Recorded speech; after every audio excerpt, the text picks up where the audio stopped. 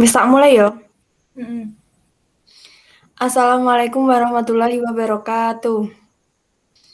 Kami dari Informatika 8 akan menyampaikan sebuah presentasi PKN yang bertema hak asasi manusia. Sebelumnya, kami di sini akan memperkenalkan diri. Yang pertama, di sini ada Vika Rizky Sanflora dengan NIM 18112342 dan yang kedua ada Dina Rahmanovita 18112372. Next. Hak asasi manusia atau HAM. Dalam bahasa Inggris human right, dalam bahasa Prancis droit de l'homme. Jadi hak asasi manusia adalah konsep hukum dan normatif yang menyatakan bahwa manusia memiliki hak melekat pada dirinya karena ia adalah seorang manusia. Hak asasi manusia berlaku kapanpun, dimanapun, dan kepada siapapun. Sehingga sifatnya universal. HAM pada prinsipnya tidak dapat dicabut, juga tidak dapat dibagi-bagi, saling berhubungan dan saling bergantung. Secara konseptual, hak asasi manusia dapat dilandaskan pada keyakinan bahwa hak tersebut dianugerahkan secara alamiah oleh alam semesta, Tuhan, atau nalar. Sementara itu, mereka yang menolak penggunaan unsur alamiah meyakini bahwa hak asasi manusia merupakan pengejawantahan nilai-nilai yang disepakati oleh masyarakat. Pengertian pengertian HAM menurut para ahli. Yang pertama, HAM menurut John Locke. Hak asasi manusia adalah hak yang langsung diberikan Tuhan kepada manusia sebagai hak yang kodrati. Oleh sebab itu, tidak ada kekuatan di dunia ini yang bisa mencabutnya. HAM memiliki sifat yang mendasar dan suci. Yang kedua, HAM menurut John Matterson. John Matterson adalah anggota Komisi HAM di PBB. Menurutnya, HAM adalah hak-hak yang ada pada setiap manusia yang tanpanya manusia mustahil hidup sebagai manusia. Yang ketiga, HAM menurut Miriam Budiarjo. HAM adalah hak yang dimiliki setiap orang sejak lahir di dunia. Hak itu sifatnya universal, karena hak dimiliki tanpa adanya perbedaan, baik itu ras, jenis kelamin, suku, dan agama. Yang keempat, HAM menurut Profesor Konjoro Purbobranoto. HAM adalah suatu hak yang bersifat mendasar, hak yang dimiliki manusia sesuai dengan kodratnya yang pada dasarnya tidak bisa dipisahkan. Yang kelima, HAM menurut Undang-Undang Nomor 39 Tahun 1999.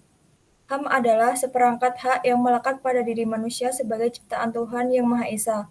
Hak tersebut merupakan anugerah yang wajib dilindungi dan dihargai oleh setiap manusia. Kesimpulan dari berbagai pengertian HAM di atas adalah suatu kebutuhan mendasar yang harus dimiliki oleh manusia sejak dirinya dalam kandungan. Sejarah hak asasi manusia di Indonesia. Hak asasi manusia di Indonesia dianggap sakral, diperjuangkan sepenuh jiwa, serta sangat sejalan dengan kehidupan berbangsa dan bernegara. Indonesia telah ikut bersama negara lain untuk memperjuangkan HAM, memasukkan rasa kemanusiaan dalam perundangan sebab hal tersebut merupakan fundamental. Pancasila sebagai dasar negara Indonesia sepenuhnya mendukung dan menjunjung tinggi penegakan hak asasi manusia. Di awal kemerdekaan Indonesia, tokoh seperti Muhammad Hatta merupakan orang yang paling vokal dalam menyuarakan HAM. Indonesia dalam memperjuangkan haknya sebagai bangsa harus melewati beberapa fase, seperti halnya pembentukan organisasi. Organisasi yang didirikan tersebut mewadahi banyak orang di mana untuk mereka merasa sadar bersama-sama memiliki hak yang harus diperjuangkan dan dicapai. Organisasi-organisasi yang dibangun memperjuangkan hak masyarakat dengan cara berbeda, namun pada hakikatnya memiliki tujuan yang sama untuk menghapuskan kolonialisme di tanah Indonesia. Sehingga dengan begitu masyarakat Indonesia dapat menjadi manusia yang seutuhnya, karena hak kemanusiaannya terpenuhi. Sebagai contoh, Budi Utomo memperjuangkan hak masyarakat dan kemanusiaan lewat petisi-petisi dan surat yang disampaikan kepada kolonial Belanda waktu itu. Kemudian ada Sarekat Islam yang berusaha memperjuangkan hak kemanusiaan dan menghilangkan diskriminasi secara rasial. Perkembangan pemikiran HAM dibagi dalam 4 generasi. Generasi yang pertama berpendapat bahwa pemikiran HAM hanya berpusat pada bidang hukum dan politik. Fokus pemikiran HAM generasi pertama pada bidang hukum dan politik disebabkan oleh dampak dan situasi Perang Dunia Kedua, otoritarisme dan adanya keinginan negara-negara yang baru merdeka untuk menciptakan sesuatu tertib hukum yang baru. Generasi kedua, pemikiran HAM tidak saja menuntut hak yuridis, melainkan juga hak-hak sosial, ekonomi, politik, dan budaya. Jadi pemikiran HAM generasi kedua menunjukkan perluasan pengertian konsep dan cakupan hak asasi manusia. Pada masa generasi kedua, hak yuridis kurang mendapat penekanan sehingga terjadi ketidakseimbangan dengan hak sosial budaya, hak ekonomi, dan hak politik.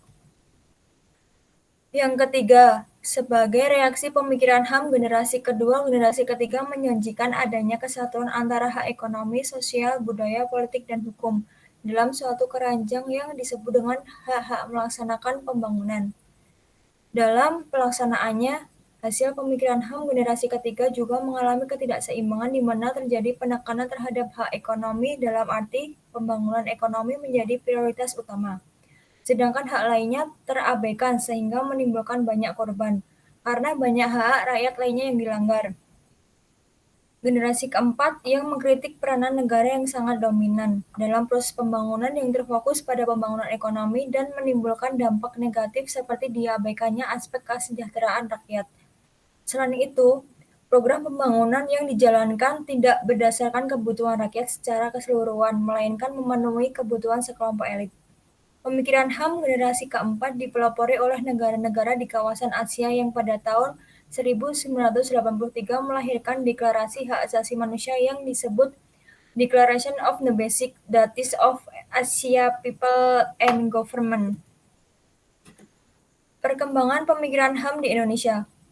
Pemikiran HAM periode sebelum kemerdekaan yang paling menonjol pada Indis Partik adalah hak untuk mendapatkan kemerdekaan serta mendapatkan perlakuan yang sama hak kemerdekaan.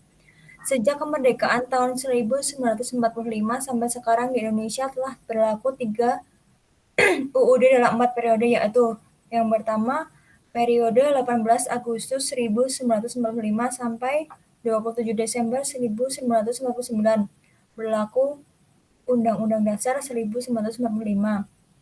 Yang kedua, periode 27 Desember 1949 sampai 17 Agustus 1950 berlaku Konstitusi Republik Indonesia Serikat.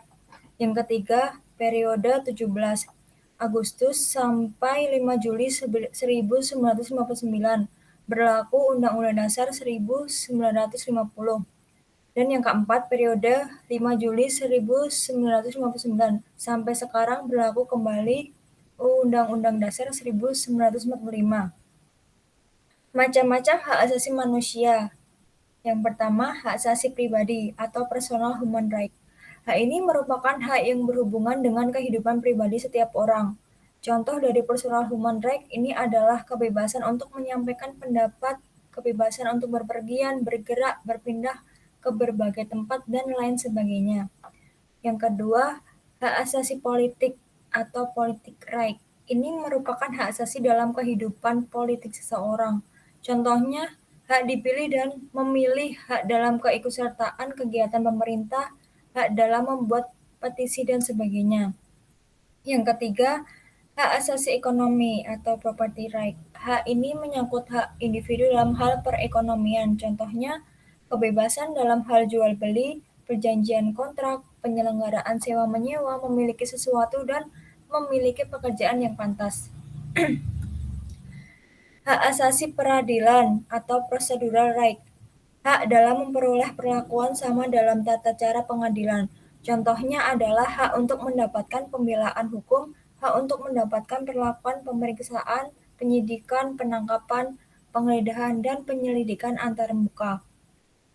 Hak asasi sosial budaya. Hak terkait dalam kehidupan masyarakat. Contohnya adalah hak untuk menentukan, memilih, dan melakukan pendidikan, hak untuk mengajarkan, untuk mendapatkan budaya sesuai dengan bakat dan minat.